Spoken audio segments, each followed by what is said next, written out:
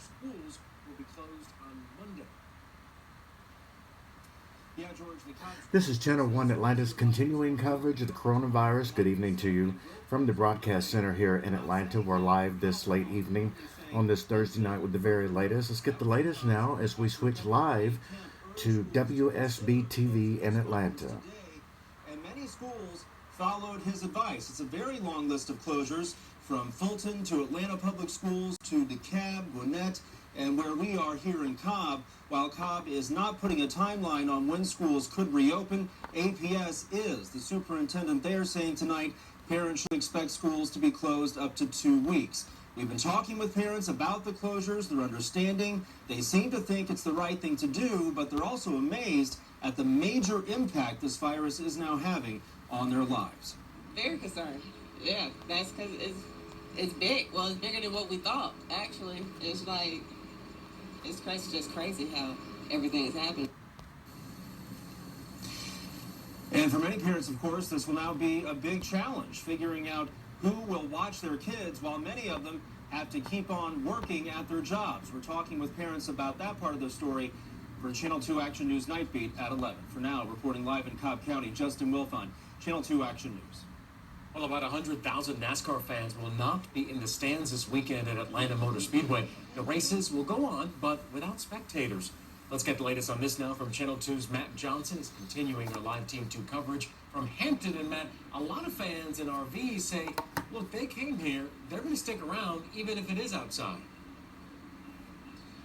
Definitely some disappointment out here tonight, but a lot of people just making the best of it. Take a look at this couple right here. They're from Locust Grove. They got their generator here. They brought the RV. They've got the tables. They've got the chairs. So they can't just up and leave, even though they can't get into the race over the weekend. But over here, we've got even more trailers. And most of these people have been here since we got here this afternoon. So a lot of people aren't just up and leaving. A lot of them are actually going to stay outside for the race. But a lot of these fans have been out here since this morning, actually. They'll have to stay right where they're at, outside the speedway. The race is being held without fans as American sporting events continue to be affected by the coronavirus outbreak. You can imagine that the people in the RVs here have come from many hundreds of miles away to be here. The fans who paid will get a credit toward a future race. Some folks here are calling this a bit of an overreaction, but others say it was expected because of the potential health risk. I got an alert on my phone about it's going to be fanless. I was like, well, that's part of the situation we're in right now. I just made the best of it, and that's what we did. So you're going to see a lot of that optimism out here. A lot of people have friends. They have planned for this for weeks. So even though they can't get in, they're still making the best of it. We're putting together the whole plan and what the executives here had to say about this tough decision they had to make for the Channel 2 Action News Night Beat at 11. Live in Henry County, Matt Johnson, Channel 2 Action News. That's right. They are definitely making lemonade right there. Well, Governor Brian Kemp is urging Georgians not to overreact. They should take the coronavirus seriously, but still remain calm. Yes, he's also asking you to go out of your way to help those most at risk for catching this virus. He spoke one-on-one with Channel 2's Richard Elliott tonight about what the state is doing to react to the health crisis. Governor Kemp told me that the state is actually in a pretty good position to handle COVID-19, even as more and more people test positive for the virus. He and other state leaders are asking people to go the extra step to help protect the state's most at-risk population. The last 24, 48 hours, if you look around the country, it has been just really moving very quickly. Just a few hours after Governor Brian Kemp and his coronavirus task force updated Georgia with the latest information on COVID-19, he spoke with us one-on-one in his office. Kemp is worried that elderly and medically fragile people are most at risk, so he's asking friends and family to go the extra step to help them. So those individuals, they do need to stay home if at all possible, get people to bring them their medicines, bring them their groceries, and try to limit the public exposure. I mean, that's exactly what I told my mother, who's in her 80s, and we're just urging Georgians to do that. We were there as the governor convened the very first meeting of his coronavirus task force, though he says the state was planning its response weeks earlier. I feel like we're acting very appropriately and being on the front end of things without overreacting, which is what I've asked the public to do. I feel like the best thing I can do is continue to be transparent and get the information out. Camp worries that people could overreact to what health officials admit is a health crisis, such as we've seen with runs on grocery stores. But he says his task force is making sure supply chains and logistics are working, and says people just need to remain calm. I would tell people that's going to the grocery store not to panic. You could wait a couple of days, let the supply chain work, and go back, and you're going to be just fine. The General Assembly just passed the amended budget, which is important because it includes that $100 million earmarked for the state's response to COVID-19, but it's still too early to know exactly how that money will be spent. At the state capitol, I'm Richard Elliott. Channel 2 Action News, Night Beat. Coronavirus fears sent stocks into another alarming slide today. This morning, trading paused for 15 minutes after the bell sell-off at the opening bell, and things did not improve much. The Dow ended the day more than 2,300 points down. That's almost 10%. The Nasdaq closed 750 points lower for a 9.5% drop. Now, this drop sure is painful, but we've been here before. Look at this chart we made right here for you. October 2008, that is the date, right? A one-week drop, 18.15%. Now look at this right here. This is the one right on top of that. That is today, the last 5 trading days now, a drop of almost 19%. Money managers are unanimous, though, in saying eventually this will bounce back. Once the public realizes we shift from thinking about the death rate, the mortality rate, to the sheer survival rate, which is 99.5% likely, or maybe 99.7, 99.8% of people will survive this.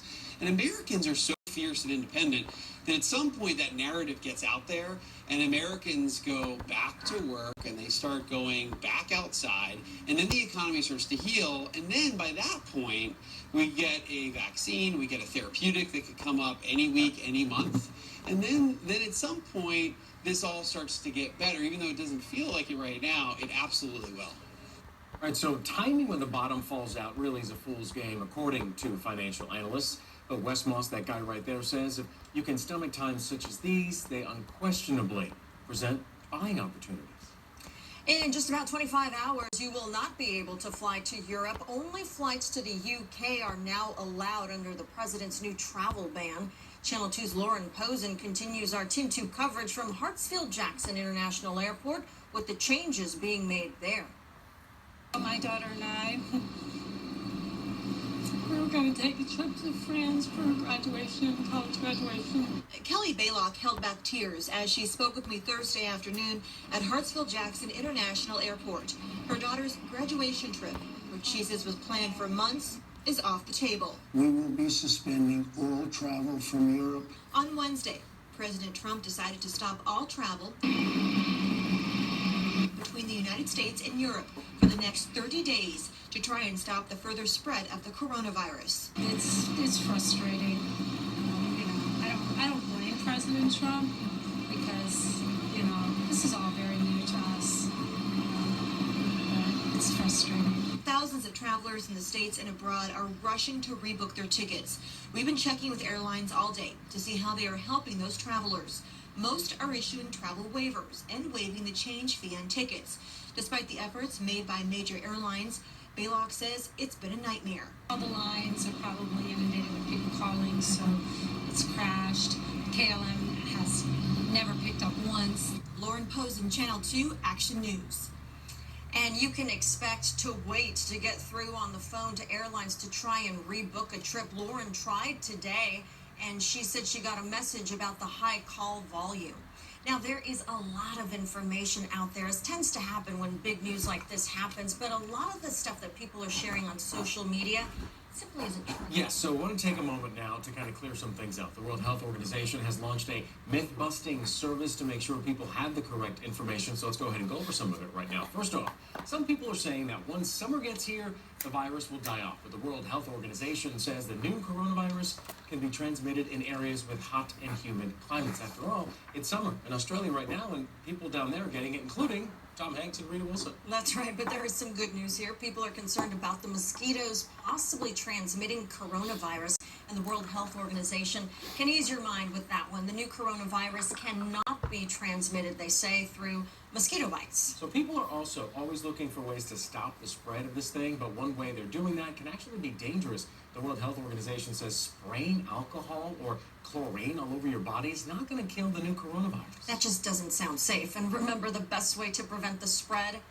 and we've said it over and over, is by washing your hands and also not touching your face. Now, good news here is a lot of people are taking experts' advice, and they're doing exactly what they're calling for. Stay home if you don't feel well. Which is what we need to be doing, but that begs the question here, what does that mean really for the local economy?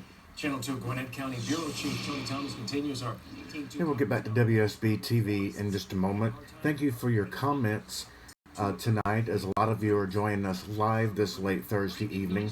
We're continuing to bring you continuing 24/7 coverage of this major breaking news event, the coronavirus pandemic, across Atlanta, America, and the world. Again, thank you for joining us tonight. I'm David Utton from the Command Center here in Atlanta. We have this just in. The PGA Tour regrettably announces that they are canceling the Players' Championship and all events that are scheduled indefinitely. So again, PGA, the latest sports events that have canceled. Disney World, in case you didn't know earlier, all Disneys really across the world have canceled. That includes Paris, Florida, and California. Disneyland and Disney World are closing down, shutting down indefinitely. UFC is apparently, this is literally just coming in right now, UFC canceling events, and the new football league that was just developed, can't think of it right this second, but we got that earlier, that was also canceled for the rest of the season. Tony Thomas, Channel 2 Action News. Travel concerns about coronavirus are having an impact on business here.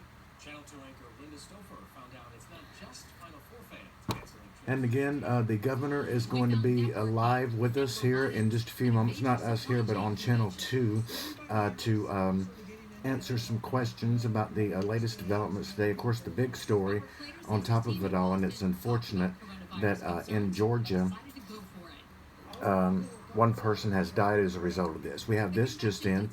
The Canadian government officials announced Thursday night that Prime Minister Justin Trudeau's wife, I hope I'm saying that right, I don't think I am, but his wife, the Prime Minister of Canada's wife, has tested positive for coronavirus. So again, that's just coming in as well. Those are the latest breaking headlines at this hour. Let's now go back to WSB TV in Atlanta as our local, national, and international coverage continues of this major breaking news event. Is not even an option. So for now, the Convention Bureau is keeping other groups in the loop about safety cleaning plans. And they'll be ready to make sure everyone who does visit Atlanta just wants to come back. Even if we're not shaking hands, even if it's a little elbow bump, we're still going to show them that they're very welcome. Linda Stouffer, Channel 2 Action News. And within the past couple of minutes, the PGA Tour announcing it's going to scrap the rest of the Players' Championship and shut down its other tournaments for at least 3 weeks. Sports Director Zach Klein's going to have more details on that tonight on the Channel 2 Action News Night Beat. And we do want to thank you so much for watching our live stream to get you up to speed, because so much is developing every minute with this coronavirus outbreak, and we will have the very latest for you. We hope you'll join us for Channel 2 Action News Night Beat at 11. See you then. The skincare guru. Okay, that's the very latest from WSB in Atlanta.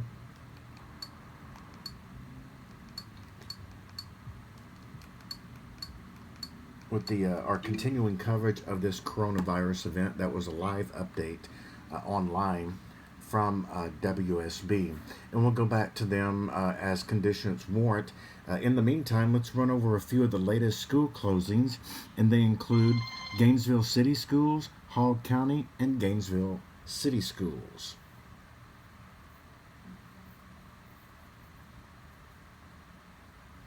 Also, NBC News, New York. All right, joining me now is NBC News science contributor Joseph Fair, an epidemiologist and virologist who studies how viruses are spread. There's been a lot of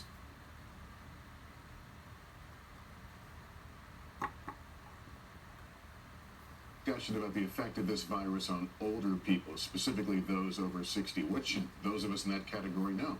Well, the human immune system starts to weaken with age, especially starting around the age of 60. So they should immediately start washing their hands religiously. They should stop shaking hands, as awkward as that can be in our culture. They should avoid large crowds in any confined spaces. They should really avoid travel unless it's absolutely necessary right now. They should avoid traveling. Obviously, they're still going to have to go out and get their medicines from their pharmacy or their grocery store. If home delivery is an option, maybe try to do that, but it's also good to get outside a little bit.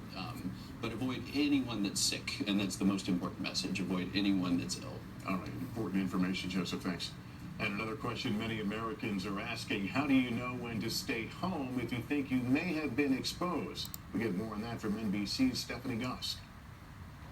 Slow the virus down. That's what health officials say will be key in the coming days. We're asking to self-quarantine for 14 days. Self-quarantine for 14 days. Self-quarantine. Self-quarantine? So-called self-quarantine is one way to do it. Separating yourself from others voluntarily for 14 days to see if symptoms develop.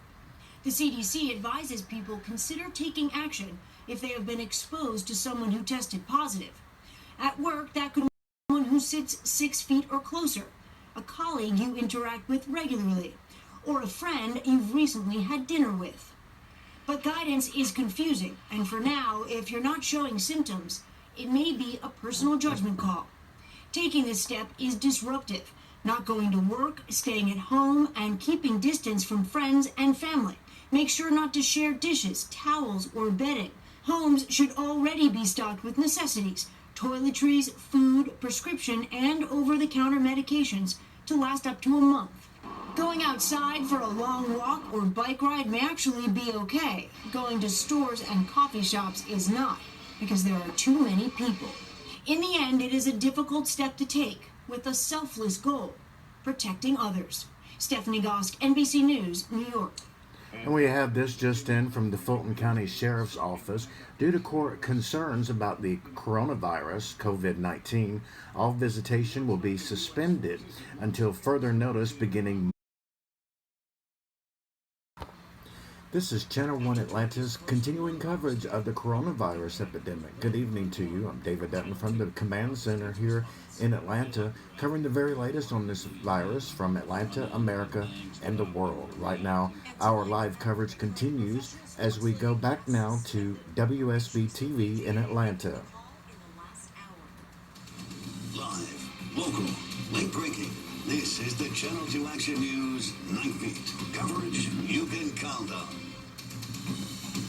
First off, thank you so much for joining us. I'm George Estevez. Hello, I'm Wendy Corona. A lot happened today regarding Georgia's response to the coronavirus, so please pay close attention to the bottom of your screen. Yeah, because that's where we're posting the latest news involving any sorts of cancellations, school closings, some of which actually start tomorrow. Let's get to it. Fulton County, St. Decatur, and City of Rome have all canceled classes starting tomorrow. Then, starting Monday, other closures include Atlanta Public Schools, the City of Marietta, DeKalb, Cobb, Clayton, Carroll, Douglas, and Fayette counties. Gwinnett County will do digital learning next week, and the University System of Georgia will also put classes on hold. Check WSBTV.com for updates. Also today, we learned Georgia had its first coronavirus death. Georgia has 12 confirmed cases, 19 presumptive positive cases, and more than 1,600 people in the U.S. are infected. And nationwide, nearly all sports are canceled or on hold. In the last 45 minutes, we learned the PGA is canceling all events through April 5th. Also today, the NCAA canceled winter and spring sports, and Major League Baseball suspended spring training and also pushed back opening day by at least 2 weeks. Major League Soccer is also suspended. And tonight, Governor Brian Kemp is urging Georgians to go out of their way to help those most at risk for catching COVID-19. Yes, he spoke one-on-one with Channel 2 Action News tonight about what the state is doing. Channel 2's Richard Elliott reports from the state capitol. Governor Kemp told me that the state is actually in a pretty good position to handle COVID-19, even as more and more people test positive for the virus. He and other state leaders are asking people to go the extra step to help protect the state's most at-risk population. The last 24, 48 hours, if you look around the country, it is been just really moving very quickly. Just a few hours after Governor Brian Kemp and his coronavirus task force updated Georgia with the latest information on COVID-19, he spoke with us one-on-one in his office. Kemp is worried that elderly and medically fragile people are most at risk, so he's asking friends and family to go the extra step to help them. So those individuals, they do need to stay home if at all possible. Get people to bring them their medicines, bring them their groceries, and try to limit the public exposure. I mean, that's exactly what I told my mother, who's in her 80s, and we're just urging Georgians to do that. We were there as the governor convened the very first meeting of his coronavirus task force, though he says the state was planning its response weeks earlier. I feel like we're acting very appropriately and being on the front end of things without overreacting, which is what I've asked the public to do. I feel like the best thing I can do is continue to be transparent and get the information out. Kemp worries that people could overreact to what health officials admit is a health crisis, such as we've seen with runs on grocery stores. But he says his task force is making sure supply chains and logistics are working, and says people just need to remain calm. I would tell people that's going to the grocery store not to panic. You could wait a couple of days, let the supply chain work, and go back, and you're going to be just fine. The General Assembly just passed the amended budget, which is important because it includes that $100 million earmarked for the state's response to COVID-19, but it's still too early to know exactly how that money will be spent. At the state capitol, I'm Richard Elliott, Channel 2 Action News, Night Beat. We mentioned all those sports organizations canceling or suspending play. The latest now is the PGA. The Players' Championship in Ponte Vedra Beach, Florida is now canceled. Sports director Zach Klein joins us now. And Zach, this is a change of heart from earlier this afternoon. Yeah, Wendy, without question, the Players' Championship began today with a full field playing in front of a full crowd. But within the last 45 minutes, the PGA Tour has not only canceled the Players' Championship, but the next 4 events on the PGA Tour schedule. So we go from seeing the best golfers in the world today to no golf through April 5th. In a statement tonight, the tour says, and I quote, "We have pledged from the start to be responsible, thoughtful, and transparent with our decision process. At this point, and as the situation continues to rapidly change, the right thing to do for our players, our fans, is to pause." It could become the new norm. Who knows? I mean, it's going to get worse before it gets better. You look at the trends and you look at everything that's happening across the rest of the world. It's in its infancy here in the United States. Yeah, it's going to get worse before it gets better. So no golf through the Valero Texas Open. The next golf tournament on the schedule after that is the Masters. And as we know, Augusta National sets their own schedule. And the last time we heard any response or statement from